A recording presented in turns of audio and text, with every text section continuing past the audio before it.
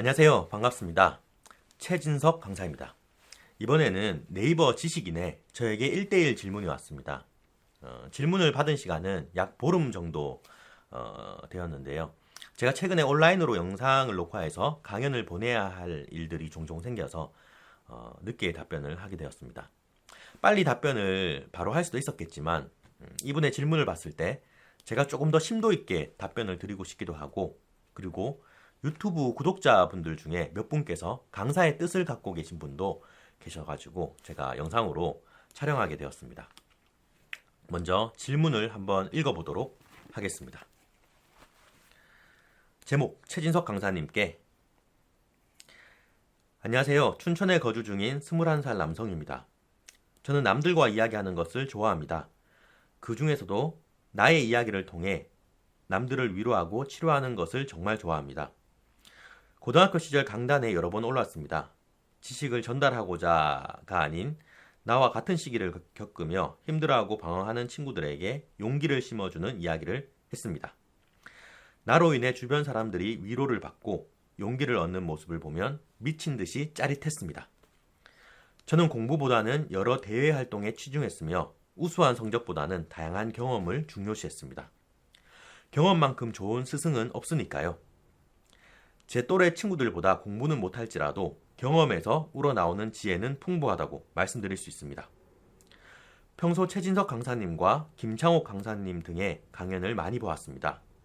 본인이 직접 겪은 이야기로 인생을 살며 힘들어하고 지쳐있는 사람들의 마음을 재치와 감동, 경고와 조언 등으로 위로해 주시는 강사님을 보며 저 또한 더 넓은 강단에 서서 많은 사람들에게 내 이야기를 들려주리라 다짐했습니다. 제게 있는 가장 큰 고민은 최진석 강사님과 같이 심금을 울리고 마음을 움직이는 영향력 있는 강사가 되기 위한 첫걸음의 갈피를 잡지 못하고 있다는 것입니다. 저는 제가 원하는 직업을 스토리텔링 강사라고 어림잡았습니다. 제가 원하는 꿈이 스토리텔링 강사가 맞을까요? 또 제 꿈을 이루기 위해서는 어떠한 시작이 필요할까요? 강사님의 조언을 듣고 싶습니다. 감사합니다. 네. 학창 시절부터 강단에 오른 경험과 말하기를 좋아하는 것을 봤을 때 이분은 강사의 재능이 있으신 분 같아요. 우리가 재능에 대해서 이야기할 때에는 크게 세 가지로 구분해 볼 수 있습니다. 내가 그 일을 좋아하는가? 내가 그 일을 남들보다 잘하는가? 내가 그 일에 대해서 얼마만큼 관여할 생각이 있는가? 이분은 최소 두 가지 이상의 요건을 충족하고 있는 분 같습니다. 먼저 스토리텔링 강사에 대해서 이야기를 해보겠습니다. 강사가 강연을 하는 분야 중에 스토리텔링 강연을 하는 강사가 있습니다. 그러한 강사는 스토리텔링에 대한 정보를 주는 강연을 하는 거예요. 그런데 그것 말고 동기부여나 자기개발, 도전, 역경 극복, 리더십, 자신감 이런 분야가 있습니다. 이런 분야 역시 모두 스토리텔링이 필요합니다. 제가 생각했을 때는 이분이 후자 쪽을 염두에 두고 있는 것 같아요. 그래서 자신이 어느 쪽 분야의 강연을 할지를 선정해 봐야 합니다. 저 같은 경우에는 학교폭력 예방, 역경 극복, 인성교육, 그리고 대인관계, 자신감, 긍정마인드 이런 쪽이 키워드예요. 김창옥 강사님은 자기개발과 동기부여, 소통 이런 키워드를 갖고 있죠. 그래서 본인이 준비하고 있는 강연이 어느 쪽에 어울리는가를 생각해 봐야 합니다. 그래서 어떤 분야의 강연이 있는지 한번 불러드릴게요. 학교에서 선호하는 강연 교육으로는 장애 인식 개선 교육, 다문화 교육, 학교폭력 예방 교육, 인성 교육, 진로 교육, 흡연 예방 교육, 성교육과 같은 것들이 있습니다. 그리고 기업이나 기관, 단체에서 선호하는 분야는 리더십, 소통, 조직 활성화, CS, 대인관계, 자기개발, 도전, 동기부여, 화합, 스피치, 자신감, 긍정마인드, 스트레스, 행복, 유머, 인문학, 역경 극복, 4대 폭력 예방 이런 것들이 대표적이죠.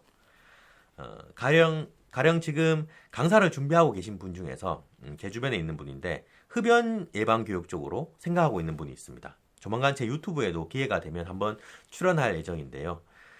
자기가 담배를 피다가 끊은 거예요. 그리고 현재 철인 3종 경기에 도전하고 있답니다. 이 사람과 같은 경우에는 흡연 예방 교육도 할 수 있지만 마찬가지로 도전에 대한 강연도 할 수 있겠죠. 그렇다면 지금부터 무엇을 하면 좋을까에 대해서 이야기해 보겠습니다. 2시간 분량의 강연 내용을 준비하는 것은 기본이겠죠. 보통 강사가 강연을 하면 90분 정도가 가장 많고 2시간이나 많게는 3시간까지 요청하는 곳도 있습니다. 그리고 자신을 많이 알려나가야 합니다. 방송 출연을 할 수 있으면 하는 게 좋고 책을 쓰거나 유튜브를 시작해서 영상을 올려나가도 좋습니다.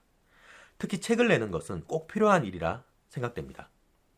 강연을 섭외하는 입장에서는 이 사람이 얼마만큼 유명한가, 그리고 이 사람이 이 분야에 얼마만큼 전문가인가 등을 입증할 수 있는 자료들이 필요합니다.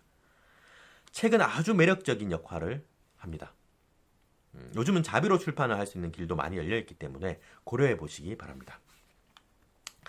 유튜브 역시 성장시켜 나갈 것을 권유드립니다.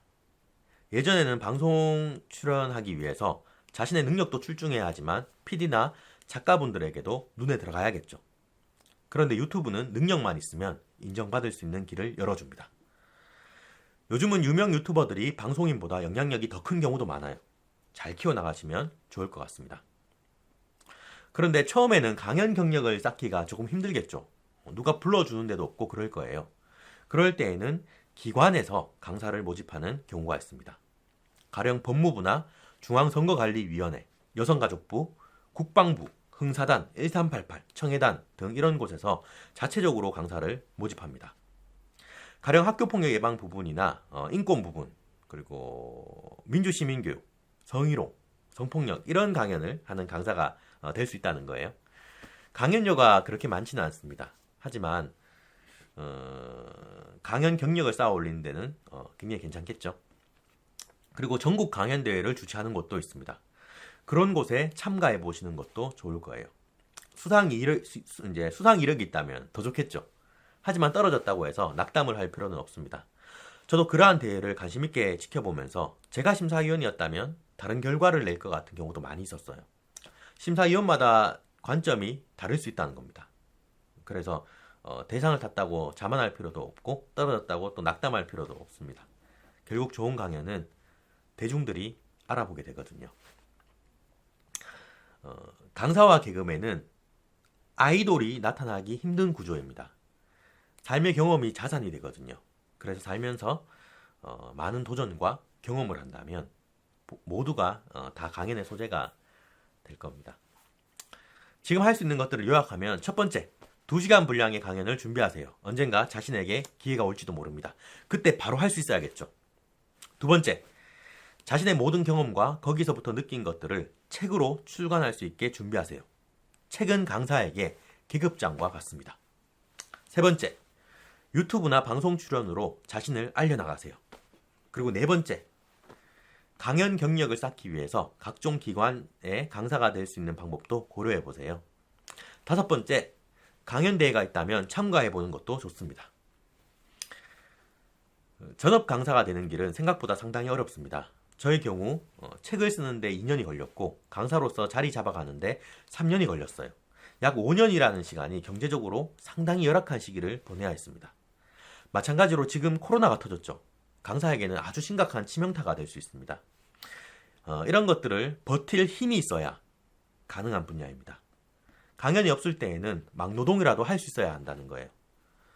이제 어디서 직장을 구하게 되면 강연을 하러 간다고 그날 빠지기가 상당히 곤란한 상황이 되겠죠. 그래서 초기에는 시간에 구애받지 않는 다른 어떤 일을 하면서 강사도 해야 합니다.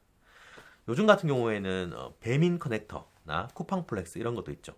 그런 것들을 하면서 또 강사의 꿈을 키워나가는 시간들이 훗날 다 강연 소재가 될 거예요. 네. 그리고 강연을 시작할 때 하나하나 최선을 다해서 잘하게 되면 어느 순간 확장성이 빨라집니다. 가령 A라는 학교에서 강연을 했을 때 거기에는 선생님과 학생들이 듣겠죠. 공립학교 같은 경우에는 4년마다 선생님께서 정근을 가십니다. 바뀐 학교에 가서 다시 추천해 주는 경우가 발생합니다. 그리고 강연을 들을 때 또 학생들 중에서 부모님이 선생님인 경우가 있겠죠. 그런 경우도 꽤 많아요. 그렇게 해서 또 집에 가서 또 추천해 주는 거예요. 그리고 형제가 있다면 또 형제에게 추천하기도 하고요. 이런 식으로 이렇게 타고 넘어가는 경우가 많은데 강연 하나를 할 때에도 자기가 가진 역량을 다해서 최선을 다해서 해나간다면 그게 다 돌아올 거예요. 그리고 홈페이지도 예쁘게 꾸미고 각종 SNS도 잘 활용해 나간다면 몹시 유용합니다. 그래서 일러스트레이터나 또 포토샵 이런 것들을 잘 배워놓으면 도움이 되겠죠. 아무쪼록 질문자님이 잘 되었으면 좋겠습니다. 쓰신 글을 보니까 상당히 매력이 느껴졌습니다. 김창옥 강사와 같은 큰 분과 저의 이름을 함께 넣어주시다니 네, 고마워요. 네. 추가적으로 질문사항들이 있으면 언제든지 댓글을 달아주시면 됩니다. 제가 아는 범위 안에서 최선을 다해서 말씀드리겠습니다. 더불어서 강연과 관련된 부분들을 유튜브에 추후 더 업로드하도록 하겠습니다. 대한민국의 정점을 찍는 명강사가 되세요. 네, 감사합니다. 저도 함께 응원하겠습니다. 감사합니다.